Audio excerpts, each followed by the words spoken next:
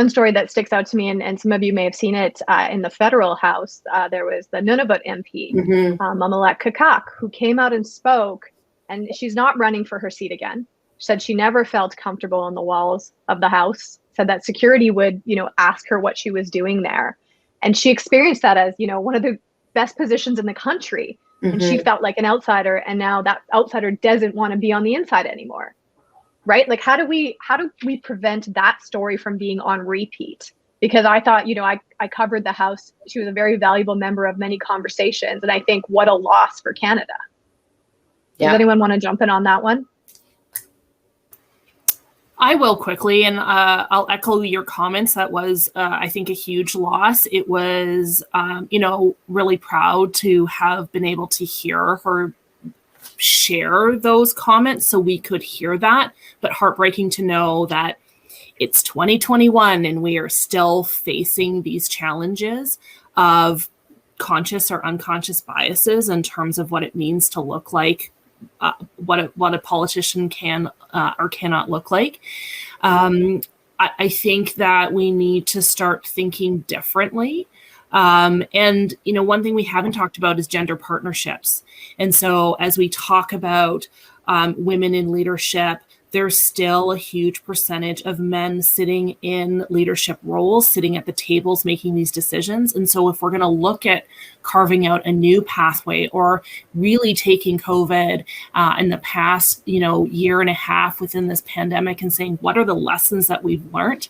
It's, can we have these conversations? Can we actually, in partnership, have these conversations to say, we want to chart a new pathway forward, that we are still creating spaces that do not feel inclusive to marginalized groups. And if we're willing to have those conversations openly and say that we're not doing things in the best way and willing to move forward, because we know the research tells us that by creating inclusive spaces, by having equity at the table, that we actually get to better results, that we get to hear voices that haven't been heard in a really long time. So, maybe a little bit of a long-winded answer, but I think it's sometimes simple that we just need to have, to use my word again, intentional conversations. We need to think differently. And I challenge everyone, even if you're in the space of diversity and inclusion like I am, how can we continue to think about doing things differently?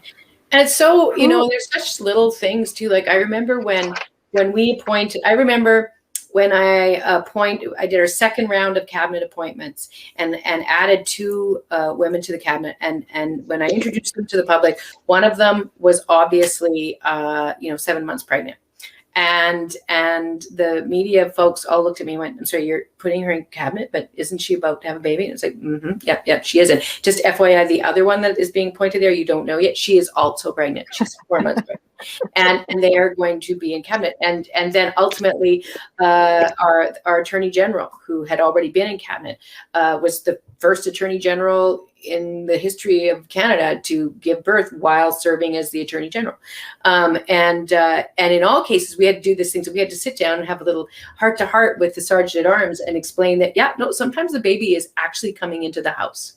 And this little section over in the corner back here that had always been used, I don't know, by men for something, I'm not sure, I think it was a cigar room or something, that was going to be where the babies could be nursed, right? And so simple, like it was pretty easy to make those changes, but yet those changes didn't exist before.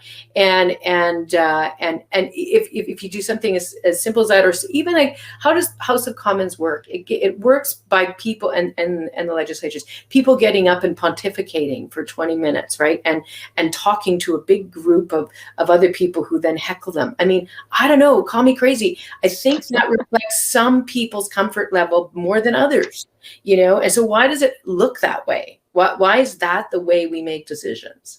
It's a very old school means of decision making. I'm a lawyer. I'm kind of long-winded. I'm okay with it. But the fact of the matter is that many, many people are not naturally there. And I'm not, I don't know that it is the most effective way.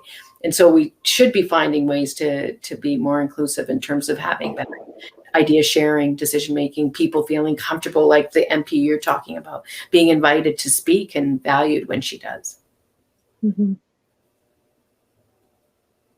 Let me ask you, Your Excellency, did anyone create space well for you in the political sphere? Is there anything that you can think of that, wow, like that really helped me propel into, you know, my job now as an ambassador and representative of your country? Yes, I think from the perspective of Mali and Africa, my own experience is that I had a role model who was my mother, and she's very engaged in politics and society and the community level. But at the heart of the leadership issue, I think that I'm talking about Mali. We have at the core of the women in leadership, we have a skill issue, because you have to be skilled and you have to have a sense of responsibility, and that is really important. And to have more women in leadership and qualified women, we need to accelerate training and allow them to women to have experiences to move forward. So you will say, well, in Canada, we would already have this, but still we are still fighting. And that's where I will talk about solidarity between women and to support each other.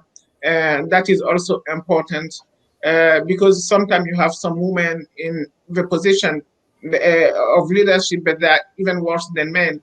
So, and toward other women. So I think solidarity is very important at all level for us, and even at a different country level for women to move forward in that leadership. Let me ask Dr. Costin, there's a great question here from Ashley Hines. And she said, you know, how does the panel suggest we create space down the ladder for our peers instead of competing for those limited leadership spots? How do we tangibly smash that glass ceiling together? It's a great question. Yeah, it is. And Your Excellency nailed it, right? It's grooming. It's networking. Networking is really critical. These social networks, getting exposed to different folks. I used to share with my students all the time when I worked for a major company and I was a HR director, and my boss, who was a VP, said, well, we can see, anyone who meets you can see that one day you can be a COO or a CEO even. And he said, the key, Wanda, is that you have to make us comfortable. I want to watch your faces. You have to make us comfortable to invite you into the room, to invite you to the table, right? And a lot of people are offended by that. I wasn't, because actually what he was starting to do was telling me the unwritten rules of the game, right? Now that was a burden because no one that looked like me was a VP back then. I'm not sure I'd have to go look at that company now, but I wouldn't be too surprised if there still isn't anybody who looks like me, 15 years later. But the key is we have to get entry, and then we have to bring others along. So we have to be willing to mentor, to role model, and we have to be willing to go, and I mean way beyond where we think we ought to. Like, we need to be in elementary schools and high schools right now. We need to be guest lecturing and speaking in classes. We need to be talking about our own career paths. Everybody thinks the career path is a very straight line. Not anymore today. I was in the military. I had a 10-year career in business, and then in my 30s decided to go get a PhD. It just shows people the pathways are circuitous and they're not direct anymore. So that's the first thing I think we have to do. And then I think Her Excellency is correct. It's what we do when we're at the table. Honorable Notley said the same.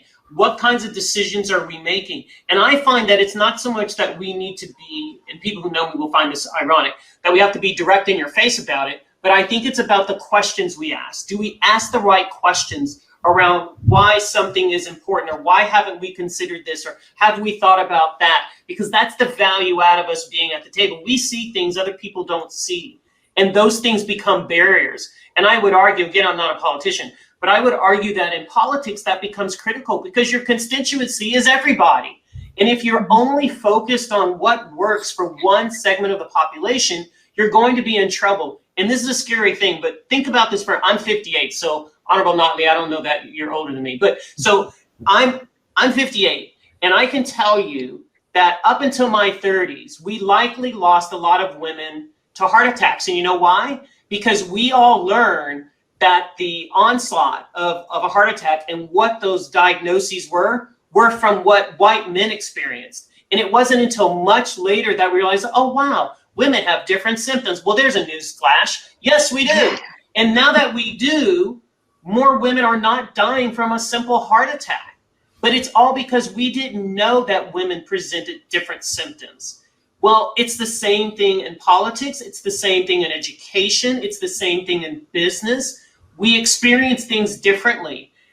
In business, I used to tell people all the time, look, the only color you ought to care about is green, because I was coming from the US. In Canada, y'all got all kinds of colors, so for your currency. But the bottom line is, you really should be focused on what is the best interest of the people you're trying to serve. We're all in a servant culture, right? We're all focused on that. But particularly in politics, I think it makes no sense whatsoever. And actually, I would say it's disingenuous not to be focused on it, on equality and inclusion, right? I just think it's disingenuous. Let me just pick up, Dr. Costin, on something you mentioned as well about mentorship. Like practically, what does that look like for the young women that are on this call that are thinking, okay, I would love to have a mentor. Don't really know how I would go about that. Don't really know, what that would look like practically. Maybe you can just walk me through what that looks like in the people that you mentor. Absolutely. I don't know if she's listening, but if she were here, my former assistant, Vivian, used to get angry with me because anytime I was a guest lecturer somewhere, we'd get all these emails and they'd say like, oh, I want Dr. Costin to be my mentor. And she'd be like, you've got to be kidding me. Do you know how many people that is? You know how many meetings that is? And I'm like, doesn't matter. Make it happen, because we have to do this. And I don't view it as an obligation. I view it as it's my privilege to do this, right? Because none of the women on this panel got to where we are by ourselves. We did not. And we won't be able to catapult people past us, because that's my goal, to fling people past me to be presidents of universities one day. That doesn't happen if we don't help them get here, right? So the first thing is engage with people, go to events like this. Anytime if you're in university or college or polytech, anytime there's any extracurricular event, if you can go, figure it out. We're all going to start doing things hybrid now, where we'll have stuff face-to-face and record it, just like you're doing. We're all going to do this. So when you meet someone who, for some reason, we've all done it, that person resonates with you. They said something that triggered something in you. You've got to reach out to them. Because here's the newsflash. We love to talk about ourselves. Like, who are we kidding? We love to talk about ourselves. And we love to help other people. So when someone reaches out to me and says, could you help me? Of course I can. Now, what you have to do is be sensitive to the time period you have and always show up with a question that's on point that someone can address right away. I have a ton of mentors to this day, and I reach out to them. Some of them are presidents of universities, so I'm very sensitive. Others are CEOs of companies in Edmonton, and so I'm very sensitive to their time, but I do call them. I'm intentional, and I say, thank you for taking my call. Here's the issue I'm having. Here's the question I have. And then I shut up and listen to them. And then I thank them for their time and I go. The wider your array of mentors, it means you don't have to tap the same one all the time. And I now go to certain people for certain things, but then sometimes I shift it up because I want to hear a completely different perspective. But you have to take the initiative, and then you have to be willing to do the work, right? So I tell people, I'm not an easy mentor, right? I'm actually going to hold you accountable because I care enough for your success. If you tell me what you want to accomplish, I'm going to take you there. But it's not going to be easy. You have to do the work.